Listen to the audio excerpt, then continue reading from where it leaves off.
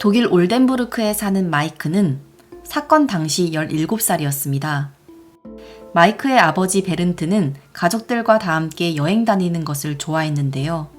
둘째 아들인 마이크도 아빠를 닮아서 세계 이곳저곳을 탐방하는 것을 좋아했죠. 마이크는 이번에는 부모님 없이 혼자서 해외여행을 떠나기로 결심했습니다. 그리고 목적지를 유럽 남부에 있는 섬 몰타로 정했죠. 몰타는 이탈리아 아래에 위치한 섬나라입니다.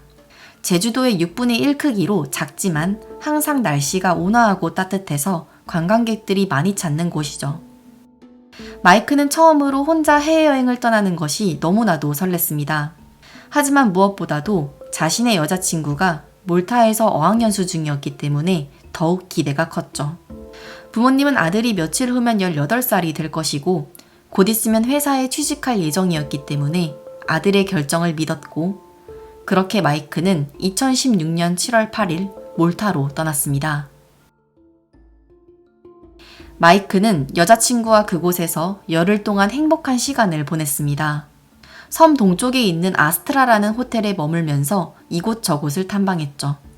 그러다가 7월 17일 독일로 돌아가는 날이 되었는데요. 마이크는 혼자 좀 더 머물고 싶다는 생각이 들어서 여자친구를 먼저 독일로 보내고 며칠 더 체류하기로 결정합니다. 그리고 5일 후인 7월 22일에 독일로 돌아가는 비행기 표도 구매해 두었고 가족들에게도 이 사실을 알렸습니다. 2016년 7월 22일 마이크의 어머니와 여동생은 독일 브레멘 공항에서 마이크가 나타나기를 기다렸습니다. 하지만 아무리 기다려도 아들이 약속 시간에 공항에 나타나지 않았죠. 뭔가 이상함을 감지한 어머니가 항공사 데스크로 가서 문의를 해봤는데요. 아들이 타고 올 예정이었던 비행기 편이 결항되었다는 소식을 들었습니다. 분명히 이런 일이 있다면 미리 연락을 했을 텐데 심지어 전화기도 꺼져 있었습니다. 그래서 마이크의 어머니는 곧바로 독일 경찰에 실종 신고를 했고 이혼한 남편인 베른트에게도 연락해서 아들과 연락이 되지 않는다고 알렸습니다. 독일 수사관은 곧바로 사건을 접수했는데요. 더욱 충격적인 사실이 밝혀집니다. 마이크는 이미 몰타에서 4일 전에 실종 신고가 접수된 상태였습니다. 마이크가 묵고 있던 호텔에서 그가 돌아오지 않자 호텔 직원이 몰타 경찰에 실종 신고를 한 것입니다. 하지만 몰타 당국 측에서는 가족들에게 어떠한 연락도 하지 않았던 것이죠. 마이크의 어머니 수자는 이 소식을 듣고 말도 제대로 못할 정도가 되었습니다. 그리고 마이크의 아버지 베른트는 직접 가서 아들을 찾아야겠다는 생각이 들어서 감정적으로 너무 격해져 있는 아내 대신 마이크의 형 다니엘과 함께 몰타로 갔습니다. 조사 결과 아들의 행적을 추적할 수 있었는데요. 7월 17일에는 마이크의 여자친구가 먼저 독일로 돌아갔습니다. 그리고 다음 날인 7월 18일 아침 10시에 마이크가 자전거를 빌려서 호텔을 나서는 모습이 CCTV에 찍힌 것이 마지막이었죠. 그는 하늘색 티셔츠를 입고 배낭을 메고 핸드폰을 들고 있었습니다. 그리고 여자친구와 가족들에게 대표 관광지 중에 하나인 카타콤에 다녀오겠다는 메시지를 보냈죠. 자전거를 타는 것이 너무 재미있다며 10시 10분에 여행을 잘 즐기고 있다는 메시지가 마지막이었습니다. 그리고 가족들은 아들이 여행을 즐기느라 더 이상 연락이 없는 줄 알고 있었던 것이죠. 마이크는 자전거를 이틀치 빌렸고 그가 돌아오지 않자 호텔 측에서 실종 신고를 한 것입니다. 마이크의 아버지와 형은 섬 전체를 돌아다니면서 실종 전단지를 붙이고 아들을 찾기 위해서 노력했습니다. 몰타 당국 측에서도 대대적인 수색을 벌였죠. 독일 청년이 몰타에서 실종되었다는 소식은 화제가 되었고 그러면서 제보가 들어왔습니다. 현지 병원에서 한 환자가 마이크를 봤다고 주장했습니다. 자신과 함께 입원해 있었는데 분명히 그의 얼굴을 봤다고 말하고 바로 잠들어 버렸죠. 의료진 측은 약물로 인한 환각이라는 결론을 내렸습니다. 또 다른 제보도 있었는데요. 마약 밀매업소에서 그를 봤다는 제보가 있었지만 마이크는 등산과 마라톤을 즐기는 건강한 청년으로 평소에 마약을 하지 않았습니다. 그래서 이 모든 제보들은 결국 신빙성이 없는 것으로 결론이 내려졌습니다. 그리고 마이크가 실종된 지 8일째가 되던 7월 26일, 익명의 누군가가 몰타 경찰서로 시신을 발견했다는 제보를 했습니다. 제보의 내용은 딩글리 절벽 아래에서 한 남성의 시신을 발견했다는 내용이었습니다. 딩글리 절벽은 몰타에서 가장 높은 곳인데요. 이곳 역시 관광지이기 때문에 사람들이 경치를 구경하기 위해서 많이 찾는 곳입니다. 제보를 받은 즉시 경찰과 아버지, 형은 딩글리 절벽으로 갔습니다. 이곳에는 이미 뉴스 촬영팀이 기다리고 있었죠. 시신은 오랫동안 방치되었던 것처럼 보였습니다.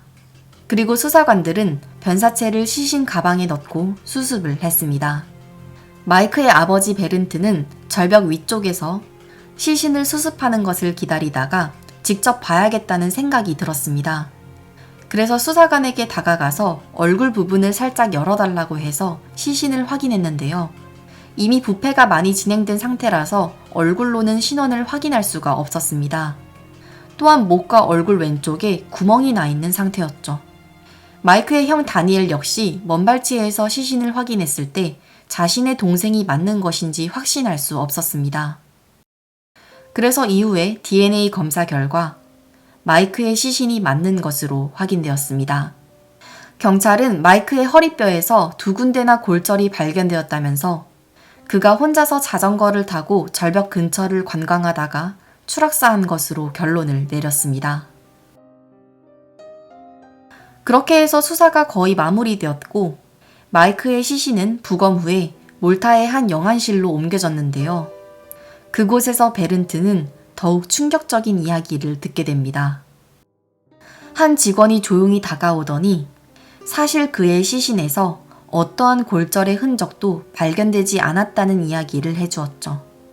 높은 절벽에서 추락했다면 반드시 어느 부분에 골절이 있어야 하는데 뼈가 부러진 곳이 한 군데도 없다는 것입니다. 베른트는 충격을 받음과 동시에 너무나도 혼란스러웠습니다. 그리고 더 질문할 새도 없이 그 직원은 황급히 다른 곳으로 가버렸죠. 베른트는 즉시 사건을 담당한 수사관에게 전화를 했습니다. 골절된 부분이 없다는 소리를 들었는데 정말로 추락사가 맞냐고 물어보자 담당 수사관이 대답을 회피했죠. 그리고 수사관을 데려와서 제보했던 직원을 찾아내서 추궁을 했지만 그 직원은 모르는 일이라며 갑자기 말을 바꿨습니다. 그러자 베른트는 그때부터 몰타 경찰도 믿을 수 없겠다는 생각이 들었습니다. 베른트는 그러고 보니까 뭔가 이상하다는 생각이 들었습니다. 마이크의 시신을 수습했을 때 절벽 근처에서 자전거가 발견되기는 했는데요. 높은 절벽에서 떨어진 것 치고 자전거의 상태가 너무 멀쩡했기 때문이죠.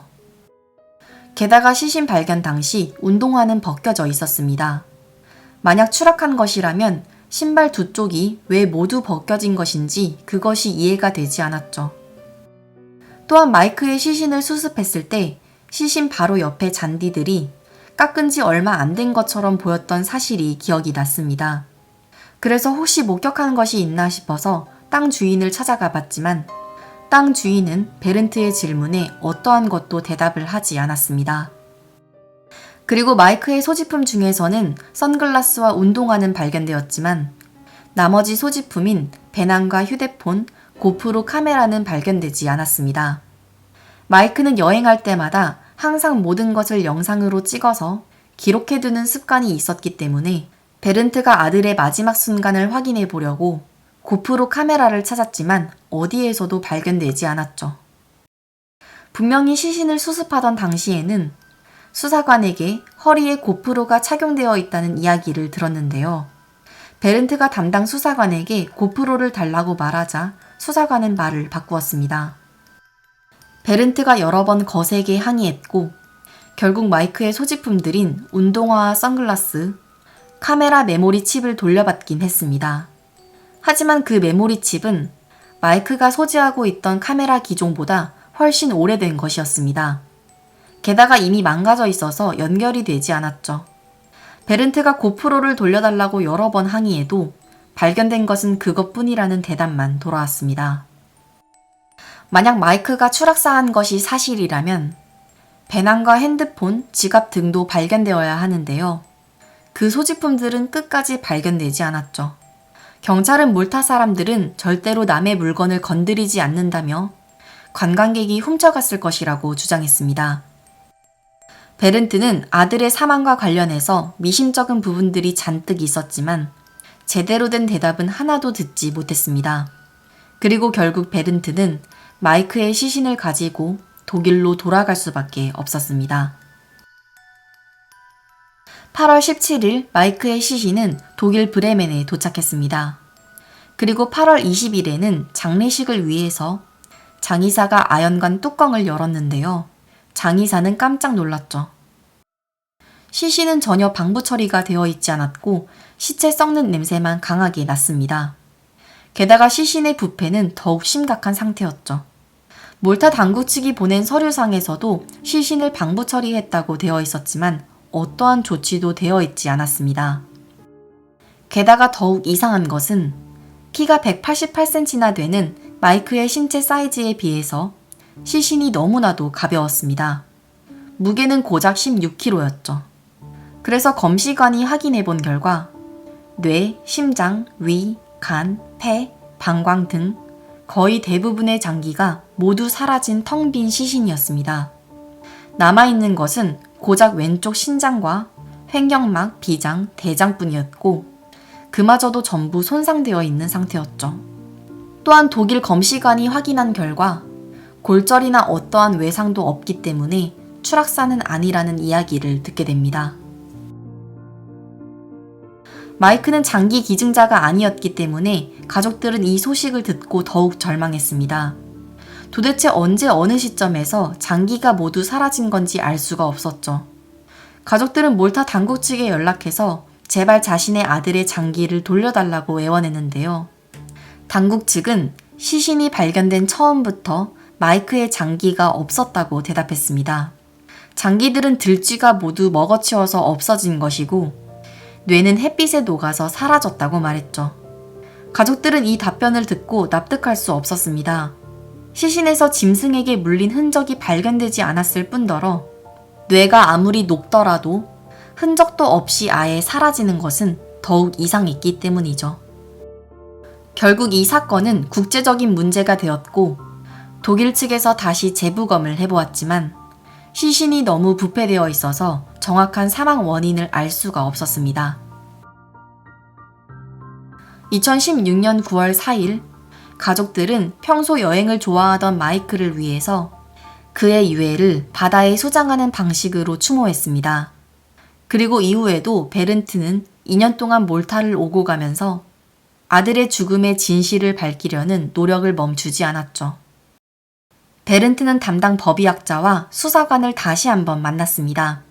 하지만 그들은 질문에 제대로 대답해주지 않았고 굉장히 퉁명스러운 말투로 언제 다시 독일로 돌아갈 거냐는 대답만 했다고 합니다.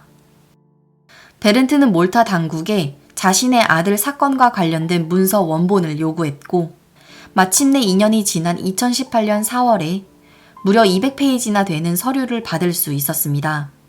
하지만 몰타 당국에서 보낸 소견서에는 부검과 관련된 중요한 자료들은 전부 누락되어 있었죠. 또한 몰타 당국 측은 마이크가 절벽에서 떨어져서 추락사했다는 주장을 고수했습니다. 이 사건의 진실에 대해서 다양한 추측들이 있었습니다. 가장 많은 사람들이 추측하는 의견 중에 하나는 혼자 여행하던 마이크가 장기 밀매의 피해자가 되었을 것이라는 가설이죠. 몰타는 아름다운 관광지로 유명하지만 한편으로는 어두운 이면이 있는 곳입니다. 예전부터 전 세계 많은 기업들이 조세 탈피를 할 수 있는 곳이었기 때문에 검은 돈이 오고 가는 범죄 조직들의 주 무대였습니다. 그래서 돈 세탁과 관련된 여러 가지 범죄 사건들이 일어났고 유럽에서 손꼽히는 부정부패 국가 중에 하나였죠. 따라서 신체 건강한 마이크가 범죄 조직에 납치되어 장기 적출의 대상이 된 것이 아니냐는 추측이 있었습니다. 하지만 몰타 당국 측에서는 몰타에서 벌어진 장기 밀매 사건이 단 한 건도 없다며 이 의견에 반박했습니다. 베른트는 독일로 돌아와서 자신의 원래 직업인 금세공사로 일하고 있습니다. 그리고 마이크의 죽음은 결국 미스터리로 남게 되었죠. 하지만 가족들은 포기하지 않고 있습니다. 마이크의 배낭과 고프로에 대한 정보를 제공해주는 사람에게 10,000유로, 한화 약 1,500만 원의 현상금을 걸고 제보를 받고 있으며 여전히 진실을 밝히기 위해서 노력 중입니다.